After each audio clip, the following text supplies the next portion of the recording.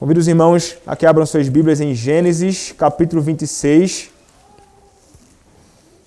Gênesis, capítulo 26, do verso de número 26 até o verso de número 35.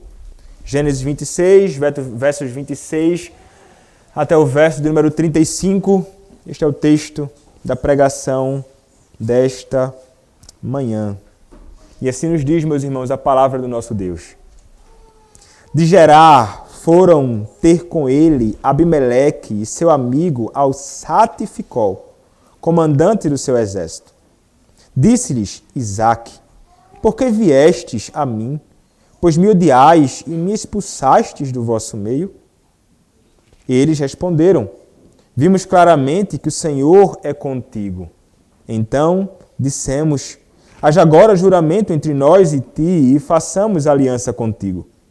Jura que nos não farás mal, como também não te havemos tocado, e como te fizemos somente o bem, e te deixamos ir em paz.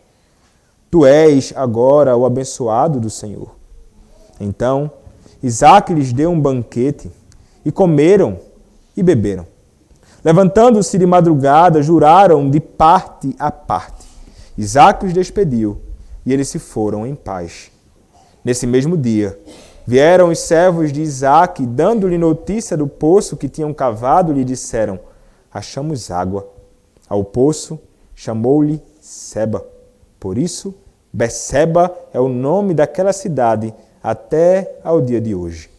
Tendo Esaú 40 anos de idade, tomou por esposa Judite, filha de Beere, Eteu, e a Basemate, filha de Elon, Eteu.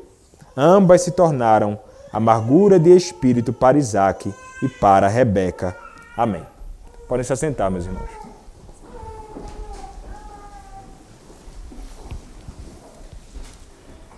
Vamos orar mais uma vez ao Senhor. Senhor Deus, nosso Senhor e nosso Deus. Quero rogar, Senhor, a Ti neste momento, que quando, Senhor, a Tua palavra será exposta, Pai, diante do Teu povo, eu quero Te pedir, Pai, que o Senhor se agrade realmente de me usar neste momento. Que a Tua palavra ela seja exposta com clareza, que não haja qualquer tipo de impedimento para a exposição clara da Tua palavra, Pai. Que o Senhor somente fale através da Tua palavra, Senhor, aos nossos corações, exortando-nos, encorajando-nos, consolando-nos, revelando-nos a Tua vontade para nossas vidas, Pai, segundo a qual nós devemos viver. Ó Deus, eu Te peço que o Senhor realmente me use, apesar das minhas limitações, apesar das minhas fraquezas, Senhor, pois são tantas, Pai, mas rogo ao Senhor que me uses, Pai, para o louvor da Tua glória e a edificação do Teu povo, bem como a salvação do perdido. É o que eu Te peço, ó Deus, em nome do Senhor Jesus Cristo, o Teu bendito Filho. Amém. A caminhada do povo de Deus, como nós temos visto aqui no livro de Gênesis, é uma caminhada que realmente é marcada por momentos de altos e baixos, momentos de paz e momentos de conflitos, momentos de tribulação e momentos onde há realmente deleite e alegria. E nós temos visto como o Senhor Deus, Ele na história redentora do seu povo, Ele tem conduzido tudo de um modo realmente muito maravilhoso, onde através disto o nome dEle, como nós sempre percebemos, e a palavra do Senhor sempre nos orienta, que o nome do Senhor é sempre glorificado em tudo isto e como o povo do Senhor é abençoado por Deus. E nós temos caminhado aqui, meus irmãos, e temos visto como na vida dos patriarcas essas questões se revelam. E como o Senhor tem se revelado como um Senhor gracioso, bondoso, um Senhor que abençoa o seu povo, um Senhor verdadeiramente fiel àqueles com quem Ele tem um relacionamento, com aqueles com quem Ele está numa relação pactual, todo especial com o seu povo. E nós vimos esta bênção na vida do grande Abraão, o pai da fé. Nós temos visto isto também na vida de Isaac, como o Senhor grandemente o abençoa, como o Senhor grandemente o sustenta, como o Senhor grandemente e belamente o guia na sua caminhada. E nós vemos como o Senhor trata os seus servos. E nós vimos, inclusive, na última exposição, como o Senhor, Ele abençoou Isaac, inclusive provando a sua fé, testando a sua fé, assim como Ele fizera anteriormente com o próprio Abraão. Então, nós vimos como ele, ali na terra dos filisteus, passou por uma prova realmente difícil na sua caminhada. E nós vimos como tudo aquilo terminou. Nós vimos que no capítulo 26, nos últimos versos, ali a partir do verso 14 em diante, nós encontramos ele na terra dos filisteus e em sendo abençoado, homens se voltando contra ele. Os filisteus, por questões de inveja, estavam atacando ele, estavam tentando tapar os seus poços, estavam atrapalhando ele nos seus avanços e na sua prosperidade. Homens realmente invejosos e possuídos de grande insatisfação com aquilo que o próprio Isaac estava experimentando na sua vida. Mas nós vimos que ainda assim o Senhor abençoa Isaac, e a bênção do Senhor na vida dele o conduziu a louvar a Deus. Nós entendemos que aqueles que são objeto da graça, do favor, da bondade, da misericórdia de Deus, são aqueles que sempre levantarão altares ao Senhor e sempre invocarão o nome do seu Deus em louvor a Ele, por tudo aquilo que Ele fez, bem como por tudo aquilo que Ele tem feito. Então nós vimos que Isaac, ele foi tirado do meio deles, eles não queriam ele ali. Mas o que acontece? Nós chegamos então a este texto que nós acabamos de ler. E talvez tenha passado um tempo ali, desde aquele episódio em que Isaac foi expulso do meio deles, e agora nós encontramos aqueles que o expulsaram indo até ele, procurando ali Isaac para tentar fazer um pacto ou um acordo, uma aliança com Isaac. E então no versículo de número 26 nós encontramos o texto dizendo: de Gerar foram ter com ele Abimeleque, seu amigo, Alçate e Ficol, comandante do seu exército. Interessante, então, vejam que estes homens eles saíram de Gerar. Isaac havia sido expulso desta região, e eles foram então até Isaac. Quem foi aqui? Abimeleque, o rei, foi até ele, junto a um homem que era chamado Alçate, que ele era uma espécie de amigo, e não somente amigo, mas provavelmente um conselheiro do próprio Abimeleque, alguém com quem Abimeleque deveria sentar para tomar conselhos, instruções sobre como as coisas deveriam caminhar. Então, Abimeleque não somente tem junto a ele um homem que deveria ser um homem, para eles, um homem sábio que poderia instruí-lo, mas não somente isto. Ele vai com alguém que é um guerreiro. Ele vai levar também um homem chamado, aqui no texto, de Ficol, que era um comandante do seu exército. E é interessante que algo semelhante acontece anteriormente com Abraão, né?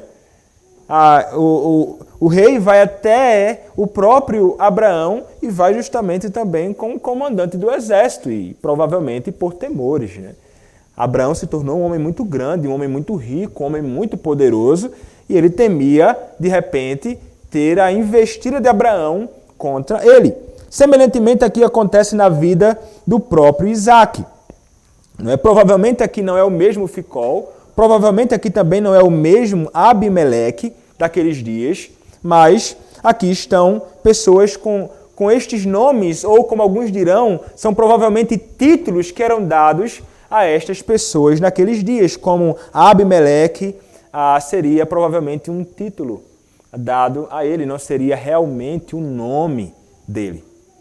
E então eles estão ali e eles vão até Isaac, e então Abimeleque vai com toda essa comitiva ao encontro dele.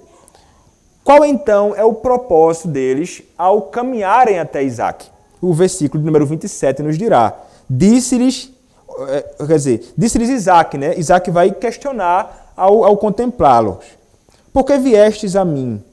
Pois me odiais e me expulsastes do vosso meio. Percebam que Isaac, ele estava na dele lá, eu acho que ele não esperava algo desta natureza, e ele se depara com estes homens indo ao encontro dele. Ele imediatamente, ele certamente se recorda daquilo que ele havia experimentado antes. Como falamos e vimos, ele foi expulso do lugar em que ele habitava antes. Aqueles homens daquele lugar, movidos por inveja, estavam tapando os poços que ele cavava, tanto aqueles que ele abrira, que foram cavados pelo próprio pai, como os poços novos que ele vinha cavando. Então, aqueles homens manifestaram contra ele realmente algum tipo de ira, e ele entendeu que aqueles homens odiavam ele. E realmente, a forma que eles se comportaram indo até Isaac naquele momento, não sabemos se de alguma forma eles feriram ele ou atacaram ele fisicamente, talvez não, mas eles se levantaram contra ele e demonstraram realmente que eles não aprovavam ele ali. Eles estavam aborrecidos com a prosperidade de Isaac, com o seu crescimento, com o fato de ele estar sendo grandemente abençoado. É interessante que essa vai ser a razão agora que eles vão procurar ele também, né? Mas naquele momento, eles provavelmente também tinham algum tipo de temor.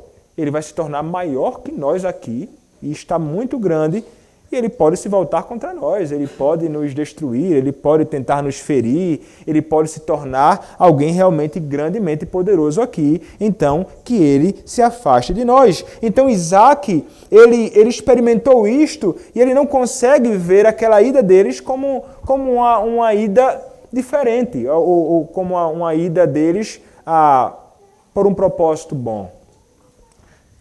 Mas Isaac aqui ele não fala isto com algum tipo de ira ou algum tipo de animosidade. O que nós perceberemos aqui é que Isaac ele possui um espírito distinto de muitos de nós, inclusive em muitas ocasiões. Mas o que acontece? Ele olha para aquilo e ele simplesmente manifesta uma pergunta justamente por causa daquilo que ele experimentou. E isto é muito natural, né? Você ter experimentado algum problema com alguém ter feito algo grave contra você, e então esta pessoa o procura, e você pode pensar assim: mas por que essa pessoa está vindo ao meu encontro se ela de forma alguma me aprova ou gosta de mim, tem algum tipo de ira contra mim, me odeia, tem raiva, é chateado comigo? E o interessante é que ao Isaac questionar isto, e não é um problema fazer isto, nunca foi, alguém procurar você e então você apresentar e perguntar à pessoa as razões de ela estar procurando você, isso nunca foi um problema. Sobretudo quando aquilo que você teve com aquela pessoa no último momento foi algum tipo de conflito, não é? E então você pode simplesmente questionar e procurar entender quais as razões então da procura desta pessoa, qual o propósito dela em ir até você. Isaac, então, ele adianta esta pergunta e imediatamente ele tem a resposta ali deles. Eles responderam: vimos claramente que o Senhor é contigo, então dissemos: haja agora juramento entre nós e ti, e façamos aliança contigo. Então, perceba aqui uma coisa: por que razão eles vão procurar Isaac agora? Veja, eles procuram Isaac pela mesma razão que eles expulsaram Isaac. Eles viram Isaac prosperando, crescendo, tornando-se um homem rico e poderoso, eles expulsam Isaac. Agora eles procuram Isaac porque eles percebem que claramente o Senhor era com Isaac. Então eles olham para o fato de que o Senhor era um Senhor que estava abençoando Isaac. Como nos diz, inclusive, o final do verso 9. Tu és agora o abençoado do Senhor. E é interessante nós contemplarmos aqui estes homens que não conheciam ao Senhor verdadeiramente como seu Salvador, mas eles falam o nome de Deus e o nome de Deus pactual.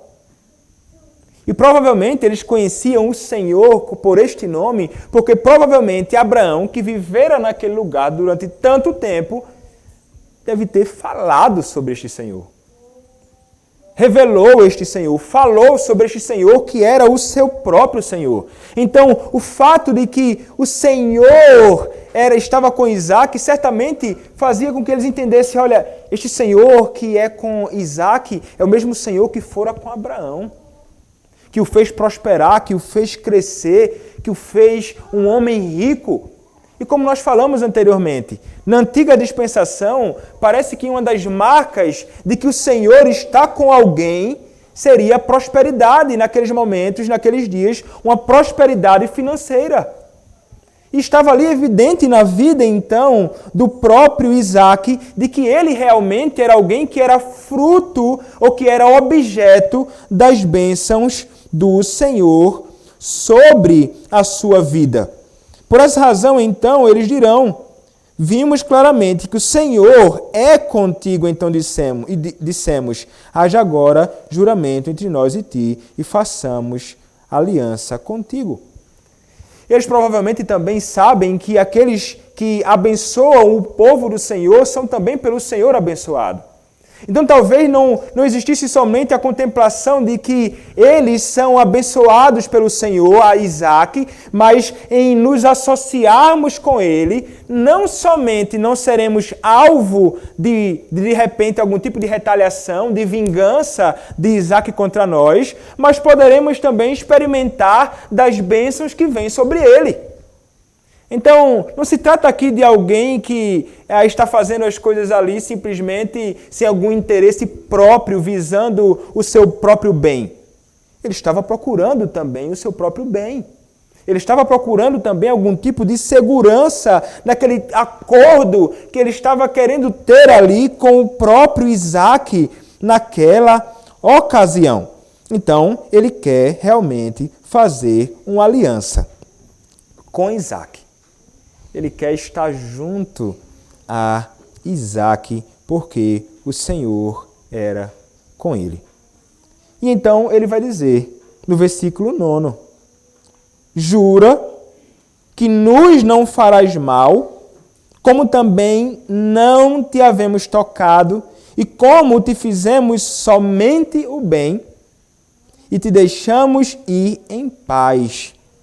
Então, tu és agora o abençoado do Senhor. É interessante isto, meus irmãos. Ele vai dizer, tu és agora o abençoado do Senhor. Uma coisa que é interessante nós percebermos aqui, até mesmo nessas palavras do próprio Abimeleque, antes de entrarmos noutra questão, é que ele reconhece que aquilo que Isaac experimenta, as bênçãos que Isaac experimentavam vinham do próprio Senhor, eram bênçãos dele. Interessante um ímpio reconhecer que a prosperidade de um homem vem das mãos do Senhor. E quando nós olhamos para isto, nós devemos então pensar sobre nós, sobretudo nós que conhecemos ao Senhor. Uma coisa que nós sempre devemos entender, independente daquilo que nós experimentamos aqui de bom nesta vida, seja prosperidade financeira, prosperidade material, bênçãos na família no que diz respeito a questões espirituais, bênçãos na cidade, no estado em que moramos, no país em que vivemos, seja qual for a bênção que nós desfrutamos nesta caminhada, o que nós devemos sempre ter em mente é que tudo isto vem do Senhor. Nós deveríamos sempre reconhecer isto. Deveríamos entender que o que fazemos ou o que experimentamos não são simplesmente coisas que são fruto do nosso próprio trabalho, do nosso próprio esforço. Ainda que de alguma forma nós estejamos envolvidos com isto. Porque nós sabemos que para que prosperemos, por exemplo, em questões financeiras ou materiais no nosso lar, seja lá onde for, nós sabemos que nós devemos nos envolver com isto. Nós não somos chamados a ficarmos com os pés levantados na rede lá, deitados sem fazer absolutamente nada. Sabemos que somos chamados a nos empenharmos e a fazermos algo. Mas nós devemos entender que ainda que nós façamos algo, tudo que nós temos vem do Senhor. Então isso deveria nos fazer realmente não pensar que nós somos tão capazes assim, que nós somos tão bons assim naquilo que nós fazemos, por essa razão nós temos tantos benefícios assim. Não, meus irmãos, se não fosse a graça do Senhor abençoando o seu trabalho, você não teria o que você tem. Se não fosse o Senhor abençoando a sua família, mesmo que seja através de você, sua família não seria para você a bênção que ela tem sido na sua vida. Então, nós entendermos isto é fundamental, até para nos livrarmos de um orgulho que não tem fundamento. De pensarmos que realmente nós temos tanto poder na nossa mão para fazer as coisas e pensarmos assim, uma vez que tudo que eu faço depende de mim, eu não preciso do Senhor. E então você passar a ter uma confiança falsa em você mesmo, como se realmente você não precisasse de Deus para ter o que você tem. Então, ver a vida e o que nós temos sob essa perspectiva é o que nos conduzirá a não somente trabalharmos diligentemente, mas a dependermos o tempo inteiro do Senhor em tudo aquilo que nós fizermos. E a também darmos graças e glória a Ele por tudo aquilo que nós experimentamos, porque só temos, porque Ele é um Deus bondoso e gracioso e nos concede tudo o que temos. Por essa razão, nós deveríamos sempre ter nos nossos lábios ações de graças, né? E não é dando graças a você mesmo, né? Como que cantando no espelho aqui, assim, você é maravilhoso. Graças dou a você mesmo, e você falando assim no espelho, olhando para o seu reflexo ali. É darmos graças a Deus pelo que Ele tem nos dado. Porque uma vez que tudo vem dEle, como nós falamos aqui em outras ocasiões, devemos então dar louvores somente a Ele por tudo. Então é fundamental que reconheçamos que tudo o que temos vem do Senhor, inclusive a salvação que nós temos.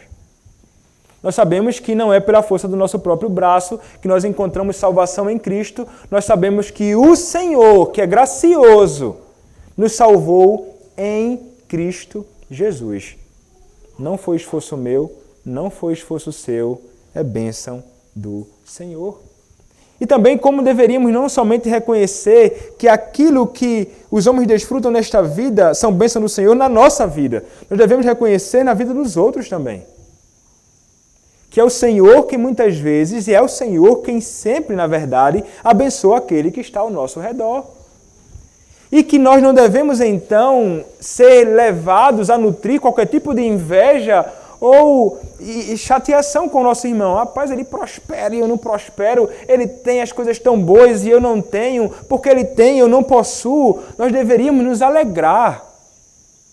Como a palavra nos diz, o apóstolo Paulo, chorar com os que choram. Mas também devemos nos alegrar com os que se alegram. Deveríamos também, então, nos alegrar com as bênçãos que o nosso irmão recebe e que vem do Senhor, dando graças a Deus por sua bondade na vida do nosso irmão. Porque nós sabemos que aquilo que está sobre ele vem do Senhor. E se o Senhor o deu, nós devemos, então, estar felizes com a vontade do Senhor, não somente para a nossa vida, mas também para a vida do nosso irmão. Ele reconhece Abimeleque que a bênção do Senhor está sobre Isaque. Isaque era o abençoado do Senhor. O Senhor estava com ele em todo momento e em tudo aquilo que ele estava fazendo. E o Senhor já houvera prometido isto antes, que estaria com aqueles que eram seus e que o abençoaria e que faria próspero. Abimeleque não está falando nada mais do que aquilo que o próprio Senhor já falara anteriormente sobre aqueles que são os seus escolhidos, sobre os seus patriarcas e sobre esta linhagem e bendita descendência do Senhor. Mas ele está ali realmente reconhecendo isto na vida de Isaac. Mas nós sabemos, como mencionei anteriormente, ele tem propósitos também visando o seu próprio bem. Então aqui, meus irmãos, está declarado o propósito de Abimeleque. Ele quer ter de alguma forma também paz com Isaac. Mas uma coisa ele fala aqui. No versículo 29 ele vai dizer assim: jura que não nos farás mal, como também não te havemos tocado, e como te fizemos somente o bem e te deixamos ir em paz. Aí você pensa assim, como assim, menino? Não nos farás mal, como também não te havemos tocado. Peraí, mas eles fizeram uma confusão na vida de Isaac. Entraram num conflito com Isaac sem uma razão justificável. Cavando o poço, eles tapando o poço. Brigando, tirando dele, de Isaac, aquilo que era necessário para a sua própria subsistência. Porque lembrem-se, Isaac estava passando por uma ocasião e uma necessidade, inclusive, em um contexto de seca. Cavou-se um poço, água, fundamental para o homem viver. O que é que eles tiravam de Isaac? Justamente aquilo que ele precisava para viver. Vejam que eles provocaram na vida de Isaac algo realmente muito grave. Eles colocaram a vida de Isaac, bem como a daqueles que estavam junto a Isaac, em risco. Então eles se voltaram contra Isaac e fizeram o que é mal contra Isaac. E ele parece não reconhecer isto aqui. Parece que ele estava sugerindo assim, olha, eu não feri você, não machuquei você, mas ele fez mal contra ele.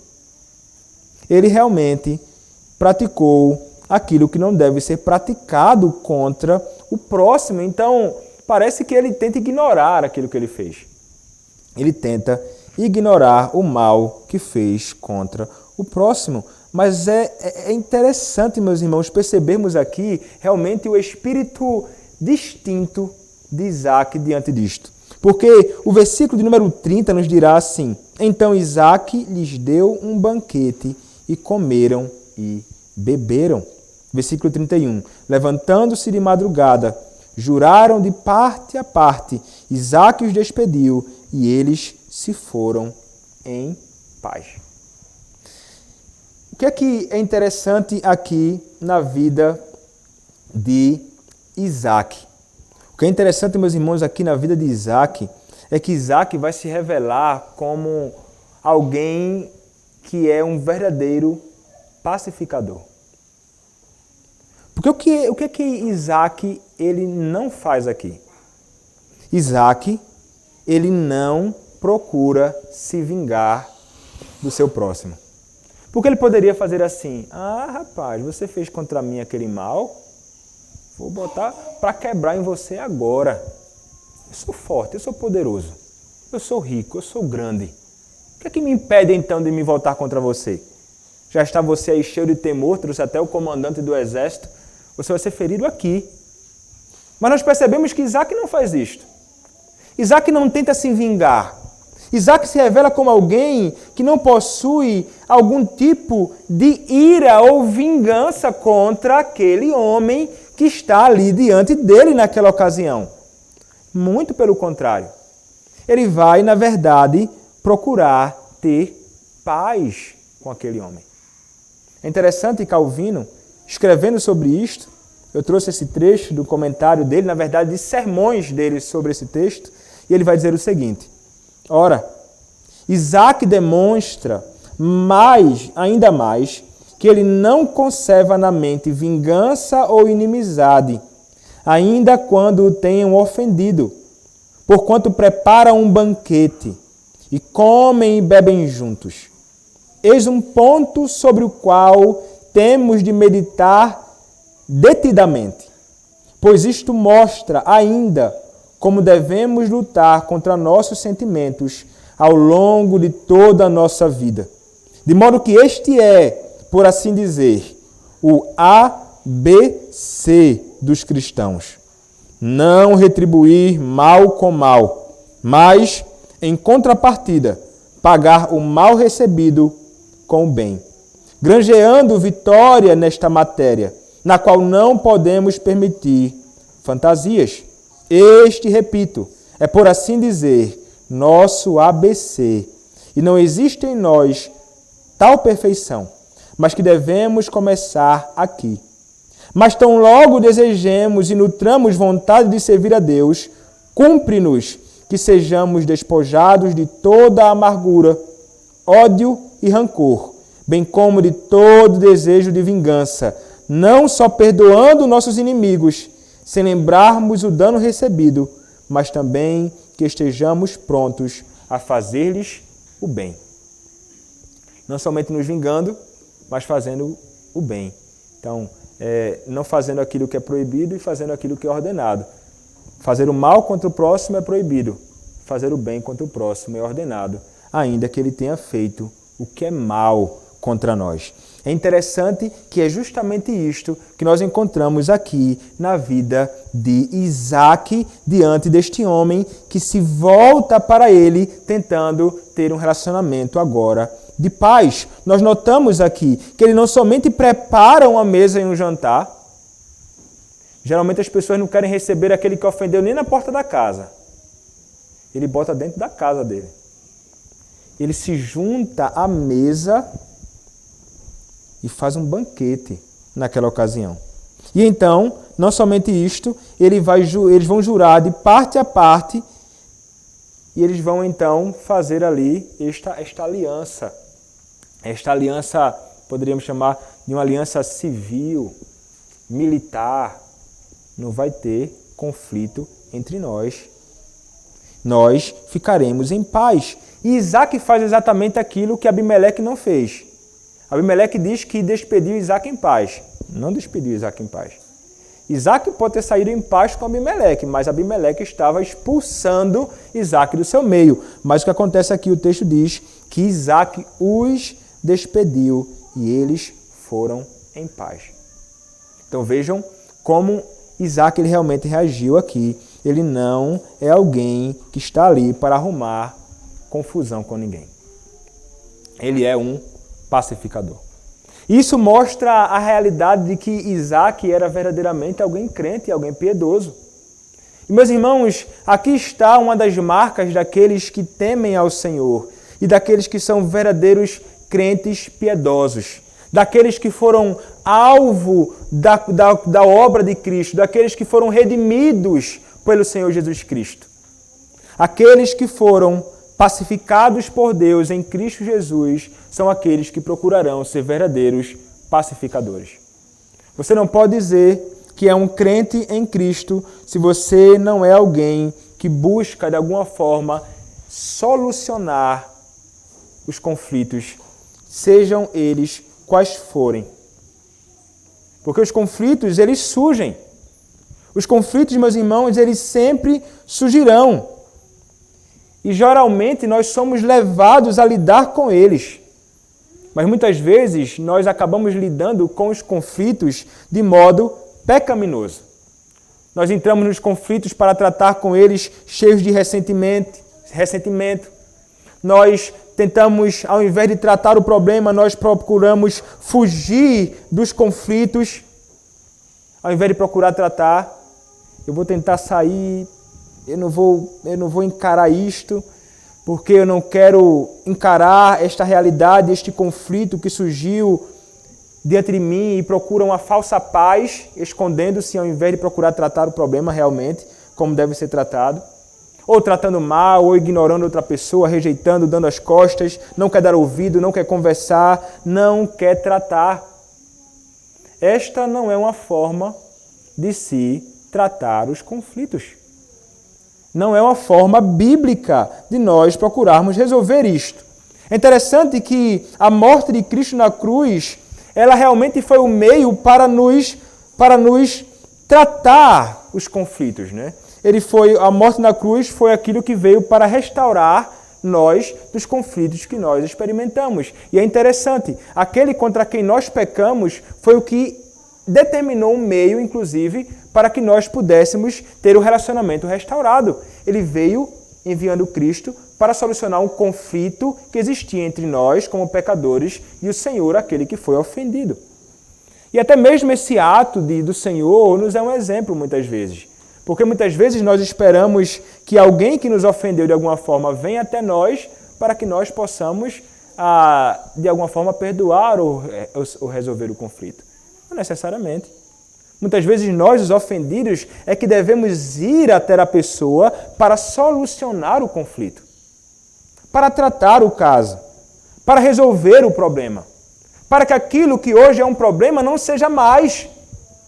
Se nós formos alvo da cruz de Cristo, meus irmãos, nós seremos aqueles que estarão empenhados em resolver os conflitos na nossa vida com aquelas pessoas que estão fora da igreja, com aqueles que estão na igreja e são meus irmãos em Cristo, com aqueles que estão na minha casa, como o esposo com a sua esposa, a esposa com o seu esposo.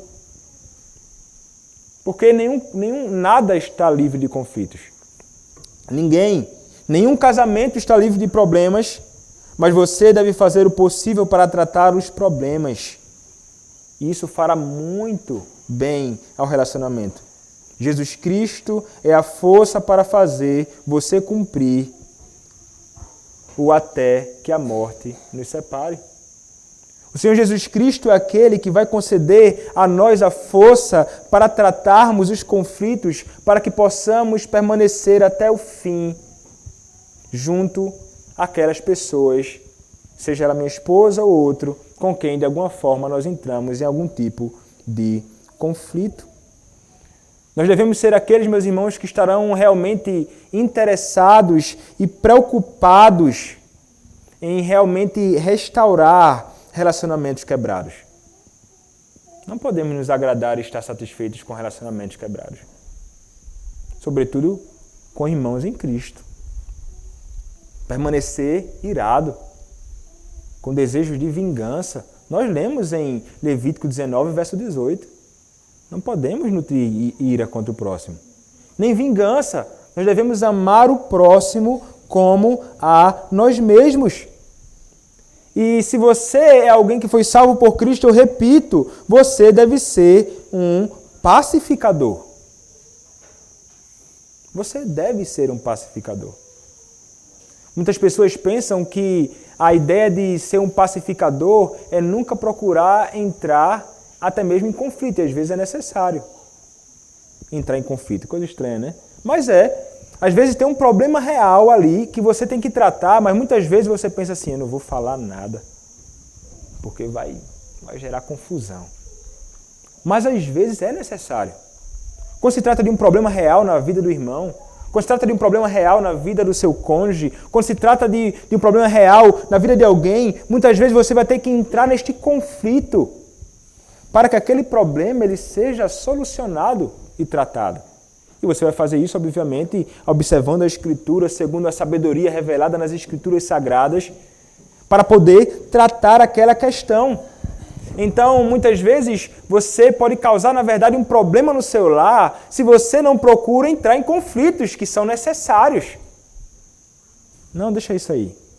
Nunca trata, e vai deixando, e aquele negócio vai crescendo, e o problema vai se intensificando, se torna um gigante, aí acaba muitas vezes em separação, desavença, inimizade eterna, porque não tratou aquilo que deveria ser tratado.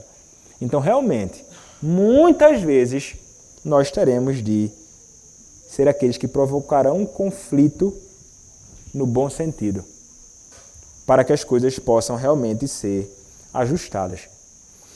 Há textos que falam sobre a verdade que nós somos pacificadores. E realmente, quando você olha para textos que expus aqui, Mateus capítulo 5, verso 9, né? Bem-aventurados os pacificadores. Veja que o texto nós falamos que aqueles que são descritos ali, os bem-aventurados, são aqueles que são os verdadeiros cidadãos do reino de Deus, os cidadãos do reino dos céus. E então, são aqueles que procurarão realmente ser pacificadores. Você deve ser. Você não pode não ser um pacificador. Outra coisa é que aqueles que procuram se relacionar como verdadeiros pacificadores são aqueles que revelam a vida de temor e santidade. O desejo de solucionar problemas, sendo um pacificador, está inerentemente ligado à sua vida de santidade. Se eu temo ao Senhor, o amo e quero viver a vida de santidade, eu serei alguém que se envolverá como um verdadeiro pacificador. Quando você olha para o texto de Hebreus, capítulo 12, verso de número 14, Hebreus vai falar também sobre isto. Hebreus, capítulo 12, verso de número 14, a palavra do Senhor nos diz o seguinte: segui a paz com todos e a santificação, sem a qual ninguém verá o Senhor. O texto nos diz seguir a paz com todos. Inclusive, a Escritura vai nos dizer que até mesmo devemos procurar realmente nos esforçar para ter a paz com todos os homens, se for possível. Como vai nos dizer o apóstolo Paulo, novamente, agora em Romanos, capítulo 12, verso de número 18. O que é que diz Romanos, capítulo 12, verso de número 18? A Escritura Sagrada nos diz o seguinte: se possível, quanto depender de vós, tende paz com todos os homens. Isso significa que, naquilo que depender de você realmente, se esforcem para ter paz. Não é esperar fulano de tal vir até mim. Ah, mas fulano de tal não veio, eu vou ficar aqui de braço cruzado. Está um conflito grande, eu sei. Eu não consigo nem olhar para a cara dele. Eu não consigo nem olhar para a cara dela. Mas eu vou ficar aqui, na minha. Porque, afinal de contas, foi ele que me feriu. Foi essa pessoa que me ofendeu. Foi ele que fez o que é errado. Foi essa pessoa que se distanciou daquilo que deveria fazer. Por essa razão, então, eu não vou me envolver, não. Eu vou ficar na minha. Não. Se você é ofendido, a parte ofendida é um dever seu, inclusive como crente, procurar ter paz com a outra pessoa. Solucionar o problema. Tratar o problema biblicamente. É fundamental na nossa caminhada. E a resolução, meus irmãos, do conflito, até para que o conflito ele seja tratado, há uma necessidade também desta conversa para que haja confissão de pecados, para que haja arrependimento e para que haja perdão. Para que tenha perdão entre as partes. Isso acontece aqui. Isaac, ele perdoa Abimeleque. Quando ele chama Abimeleque e Abimeleque se assenta à sua mesa, ele está perdoando a Abimeleque. Ele não está guardando aqui ira contra a pessoa, ele não está guardando aqui ódio contra Abimeleque, mas ele concede perdão. E a palavra nos alerta sobre isto. A palavra nos chama a realmente perdoarmos aqueles que nos ofenderam. Até mesmo se ele não pedir perdão a você. Você deve estar disposto a perdoar a pessoa. No seu coração, perdoá-lo. Quando você olha para a Escritura, há tantos textos, mas nós podemos olhar, por exemplo, para alguns aqui. Mateus, capítulo 19, ou melhor, Provérbios, capítulo 19, verso de número 11. Provérbios, capítulo 19, verso de número 11. A discrição do homem o torna longânimo. A sua glória é perdoar as injúrias. Ainda, agora no Novo Testamento, no Evangelho de Mateus, capítulo 18, versos 21 a 22. Mateus, capítulo 18, versos 21 a 22. Então Pedro, aproximando-se, lhe perguntou: Senhor, até quantas vezes meu irmão pecará contra mim, que eu lhe perdoe? Até 7 vezes? Respondeu-lhe Jesus: Não te digo que até 7 vezes, mas até 70 vezes 7. Ainda outro texto do Novo Testamento, Colossenses capítulo 3, verso de número 13. O apóstolo Paulo, novamente, nos exortando, meus irmãos. Colossenses capítulo 3, verso 13. Suportai-vos uns aos outros, perdoai-vos mutuamente, caso alguém tenha motivo de queixa contra outrem. Assim como o Senhor vos perdoou, assim também perdoai vós. Ainda um último texto, Efésios, capítulo de número 4, verso de número 32.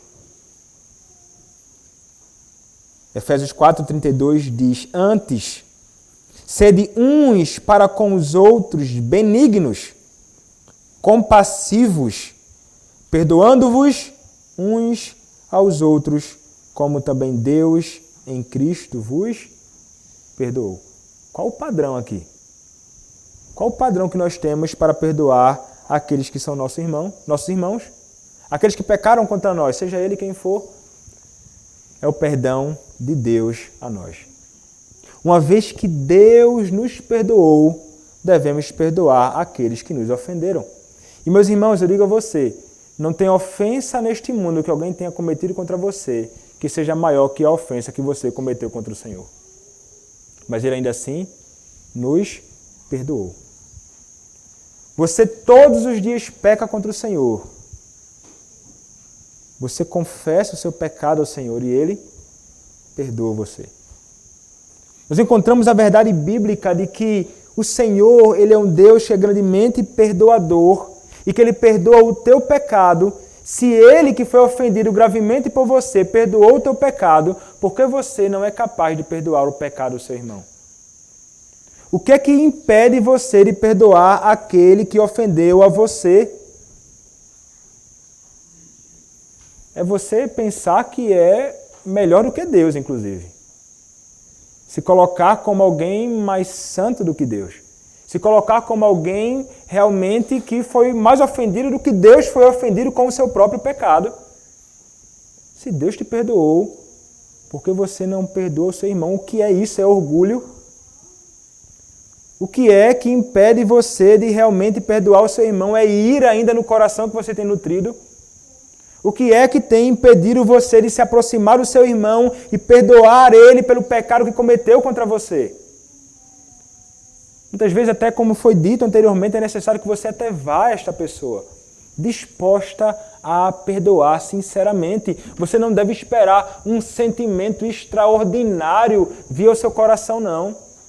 Você não deve esperar vir uma revelação sobrenatural sobre o que você deve fazer, não. A Escritura diz com muita clareza o que você deve fazer. É uma questão que você vai decidir e vai fazer como um dever. Não esperar um sentimento vir ao seu peito. Não, isso é estranho.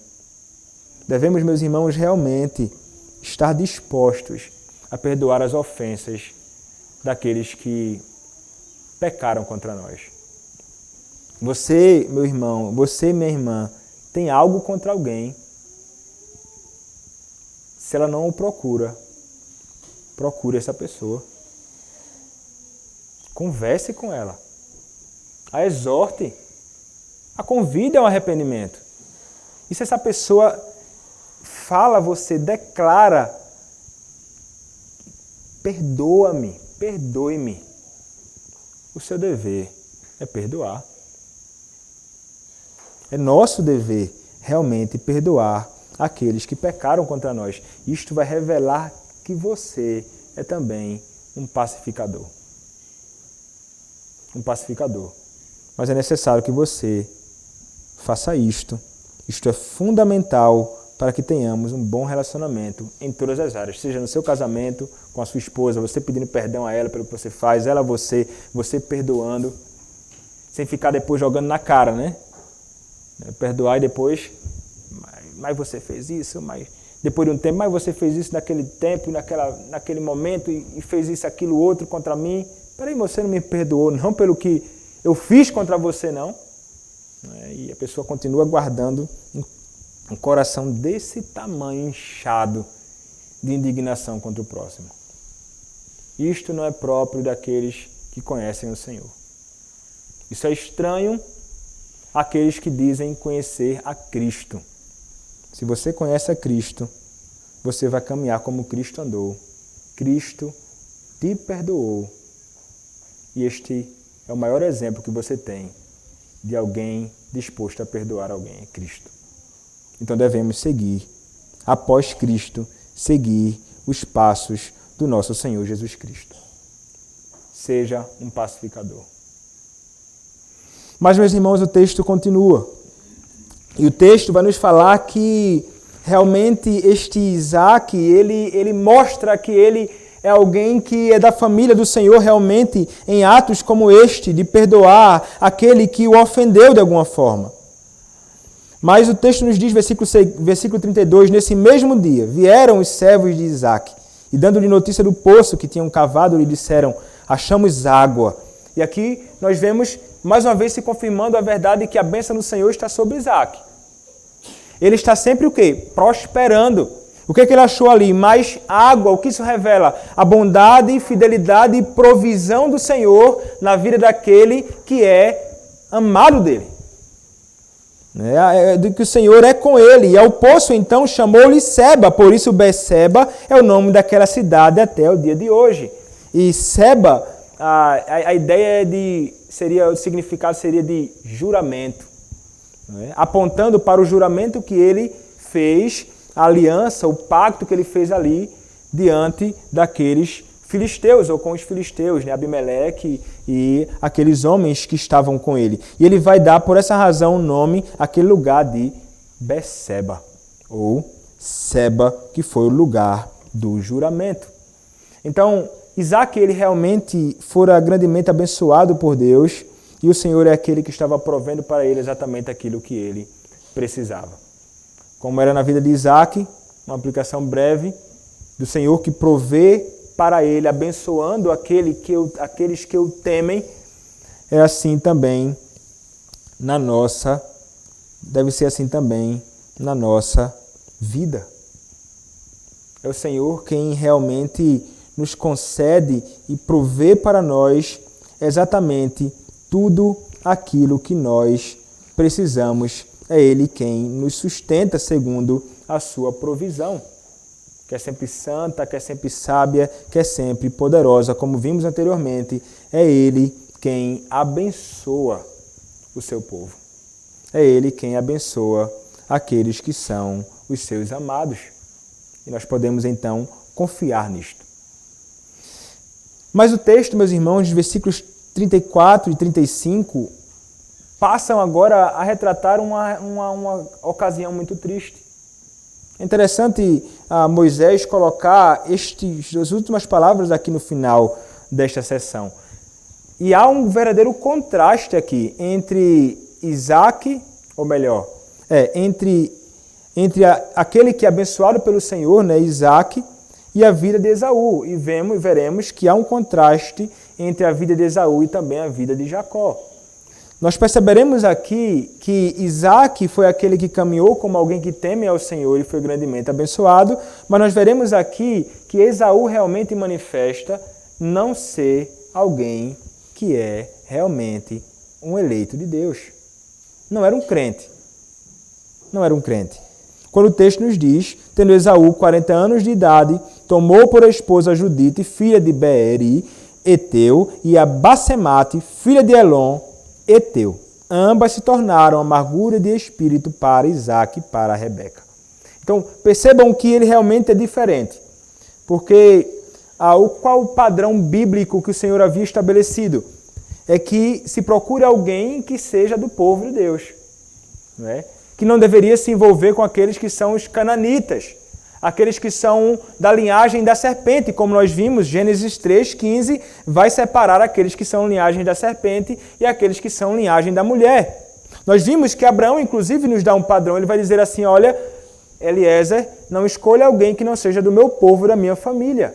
Deve ser alguém crente. Mas o que é que Esaú faz? Ele, além de ter 2 esposas, não é? Imitando um primeiro Lameque lá, né, que passou a ter 2 esposas no livro de Gênesis, em capítulos anteriores, ele ainda toma 2 esposas de um povo pagão, idólatra e perverso. Então parece que ele começa a revelar ali não somente o fato de que ele é alguém que está disposto a rejeitar até mesmo a sua própria herança, mas ele é alguém que está manifestando uma rejeição completa da família da aliança, caminhando de um modo totalmente contrário ao modo que devem caminhar aqueles que são do povo de Deus. Então ele revela que não teme a Deus. Ele revela um coração totalmente obstinado. E vejam que essa impiedade dele e a forma que ele passou a caminhar trouxe grande amargura para os seus pais. Os seus pais ficaram grandemente tristes. Essas mulheres provavelmente eram perversas, certamente. E como aquilo deve ter trazido grande tristeza e trouxe grande tristeza de espírito para Isaac e para Rebeca. E meus irmãos, eu já falei sobre isso aqui, vou falar brevemente aqui agora. Jugo desigual é pecado. Envolver-se com alguém que não é do povo de Deus é pecado. Permanecer envolvido com alguém que não teme a Deus, é pecado. Isso é o que a Escritura nos revela. Você basta ler Êxodo, Deuteronômio, prescrições várias do Senhor dizendo, não se envolva com outros que não são do povo de Deus. E você vai encontrar vários relatos no Antigo Testamento que quando se envolviam, acabavam se envolvendo nas mesmas práticas pecaminosas e idólatras dos povos pagãos com quem o povo do Senhor se envolvia. Então você percebe que o Senhor ele reprova grandemente isto, e esta proibição, ela não fica somente no Antigo Testamento, mas o Novo Testamento nos mostra também que o jugo desigual é pecado. Como nos diz 1 aos Coríntios, capítulo 7, verso de número 39, quando a palavra do Senhor nos diz o seguinte: a mulher está ligada enquanto vive o marido, contudo, se falecer o marido, fica livre para casar com quem quiser, mas somente no Senhor. Ou seja, somente com alguém que é crente. Com alguém que teme ao mesmo Deus que essa pessoa teme. Quando se fala em jugo desigual, estamos falando sobre aquela ideia de um jugo que é colocado sobre o animal para conduzi-lo, né? E aquilo ali é algo que está sobre ele que o conduz. É um jugo desigual. É alguém que está sob o jugo de Cristo se associando com alguém que está sob o jugo de Satanás. É você se envolver com a família de Satanás. É você, então, estar se envolvendo com aquele de quem você deve se afastar realmente. Então, o jugo desigual é não somente um pecado contra o Senhor. É algo que também vai trazer grandes males para aqueles que se envolvem com isto. Imagina você tentando criar seu filho e você jovem deve ficar atento a isso. Você moça e você rapaz. Podem surgir pessoas por aí que se dizem crentes ou pessoas por aí que não temem ao Senhor, tentando seduzir você, tentando namorar você e vão tentar e vão aparecer. Não pense que isso não acontece não. Você pode estar lá na sua, Satanás enviar o seu filho ou a sua filha para tentar você e você ser tentado a se aproximar dessa pessoa e pensar assim, não, mas ele não é crente não.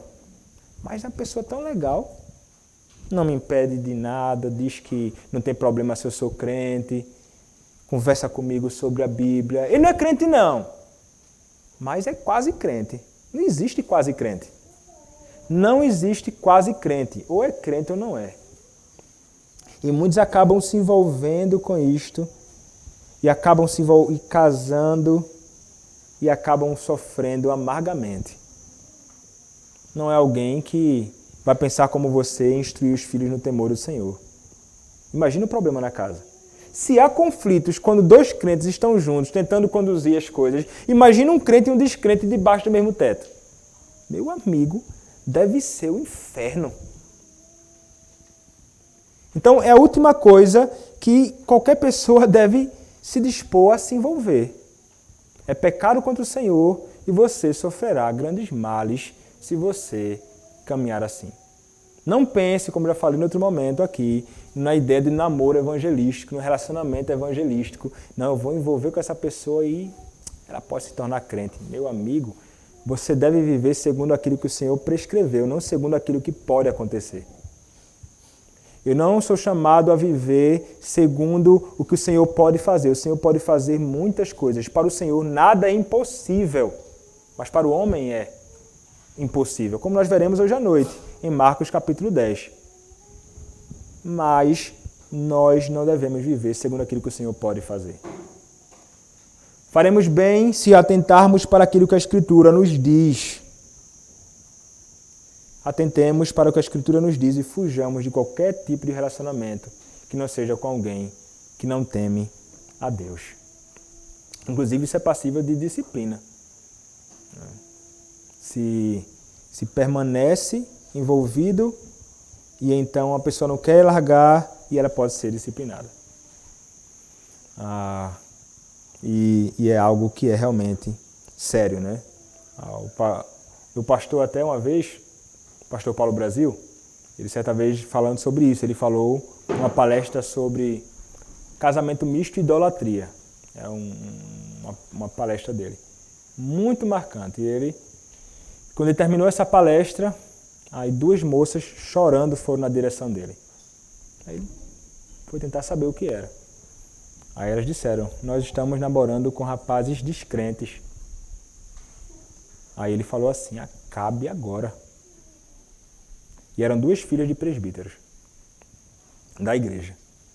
E noutra ocasião, um jovem na igreja, moça namorando com um rapaz descrente, ele, você deve acabar isso aí. Não, você deve acabar. Chamou o rapaz no gabinete com ela. Aí ele fez assim, o pai da menina não era crente. Aí ele disse assim, você sabe que eu sou o pai dela? Sei. Então, eu quero que vocês acabem agora o relacionamento. Vocês não devem continuar. E então falou que, não, mas eu não proíbo ela de... Não. Vocês devem acabar agora o relacionamento. E ele teve que tratar com muita seriedade e dureza, porque ele sabe dos males que aquilo pode trazer para a família. Para aquele casal, para aquela moça ali, ou para aquele rapaz.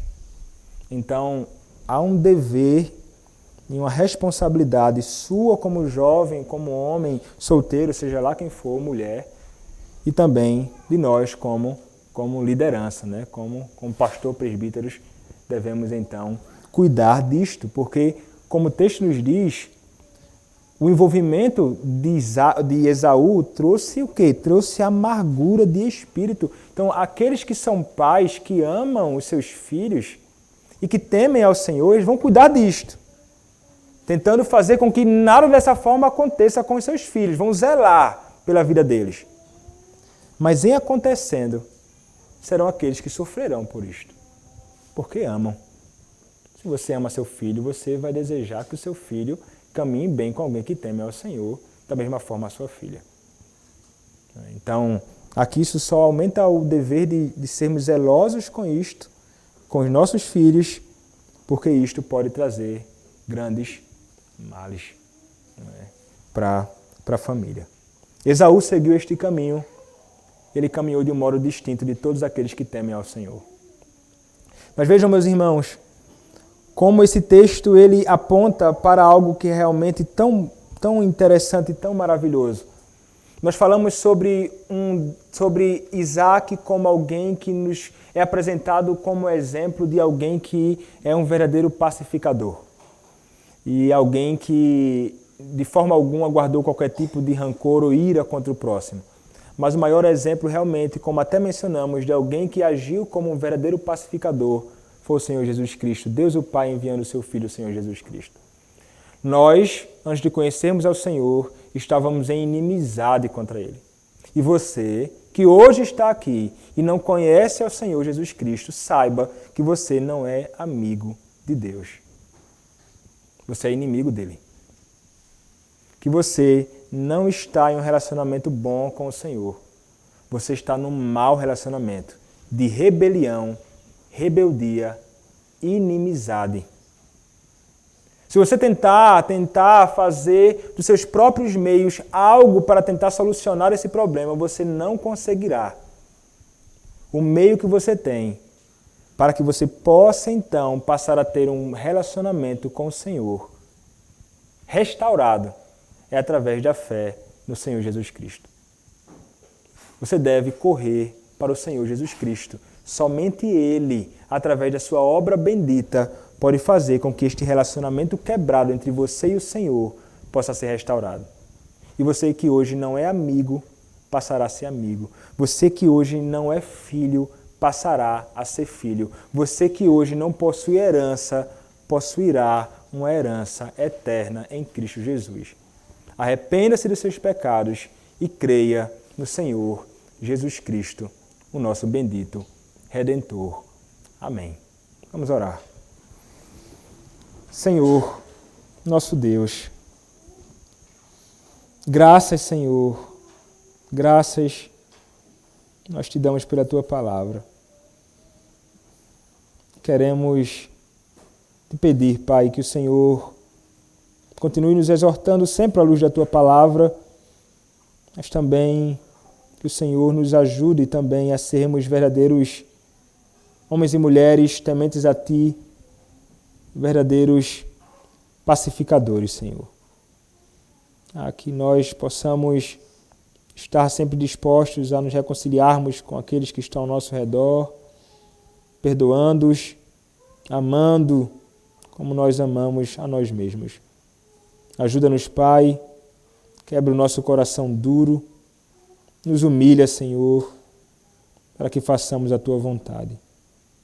É o que nós te pedimos, ó Deus, em nome do Senhor Jesus Cristo, Teu bendito Filho. Amém. Convido os irmãos a que se coloquem em pé para que possamos cantar o cântico de resposta à pregação da palavra. Cantaremos o Salmo de número 133b.